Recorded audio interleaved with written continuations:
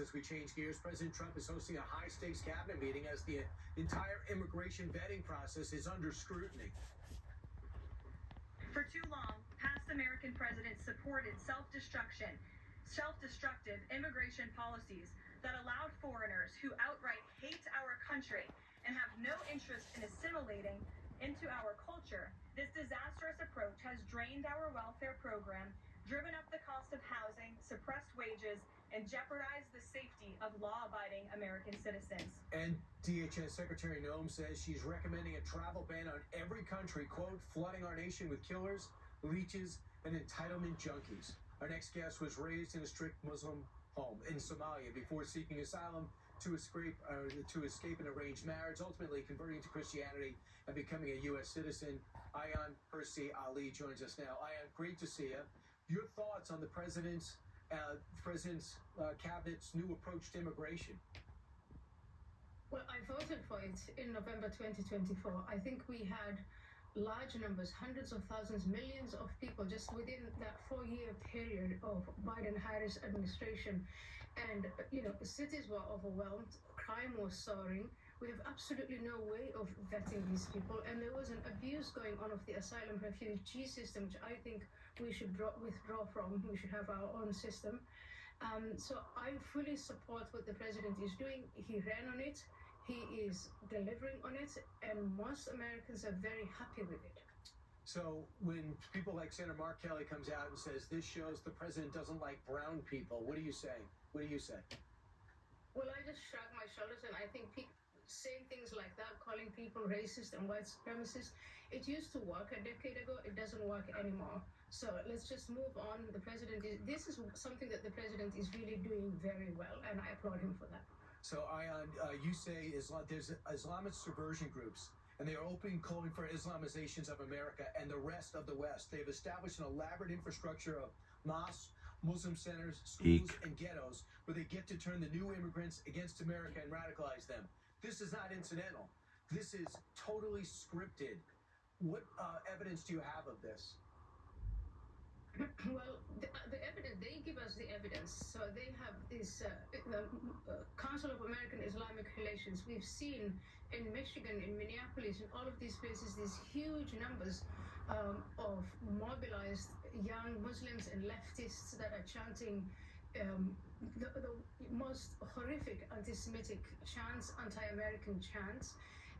They say explicitly that they want to transform the United States of America into a Muslim country. They want to Islamize it. And the leftists, they want to transform America into a communist country. So this incredible alliance has been pushing on ideological grounds this opening up of our borders and bringing in masses and masses of people because they want to get to this transformation of America and other Western societies through the ballot box. And so they use immigration and they abuse the asylum and refugee system to overwhelm the country with people that they then get to radicalize on our own soil. So you see a link between the socialist movement, the anti-Semitic movement, and the radical Islam movement, all coming together for one goal, to undermine the West. Maybe then perhaps you do support what the State Department is doing, ramping up pressure on European countries, plus Canada, Australia, and New Zealand, to scale back on immigration into their own countries, citing crimes committed by foreigners in third world countries. So this is nothing against third world countries, but if they have an agenda that doesn't make the other countries better, why are you opening up to them, right? That's exactly right. And if people really care about third world countries, then we used to have a sane policy in the 90s, which was let's develop those countries. Let us not transport everyone in those countries to ours, because if you bring people here to the United States and Europe, what you find is what's going on in Europe, where these European countries are being destabilized now. There is no longer any social cohesion. The institutions can no longer cope. So really, the solution, as the State Department has said, but has sort of fallen short of, is these refugee asylum systems, which is how the largest number of people come, and these resettlement programs, they have to end. If you care about third world countries, let's develop third world countries.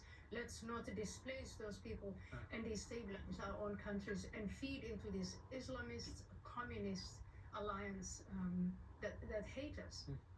And you've said this for a while, but we're at a tipping point now. There's no margin for error. Ayan Hirsi Ali. Is urgent, yeah. Yep. Thanks so much. I hear it. This is a profound interview. I wish everybody would see this. Our very survival as a free world is at stake. We're being invaded from inside. And I mean invaded. Trump is absolutely right. The president is absolutely right. We better mobilize and fight. They're going to rig our elections. Michigan and Minnesota are on the verge of falling to Islamic rule. They're settling in Texas. They've got communists rigging elections in Tennessee. There's that guy again.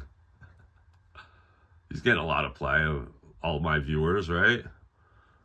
The bottom line is, we better act. It is urgent. God bless Connecticut. God bless America. God save Connecticut and God save America.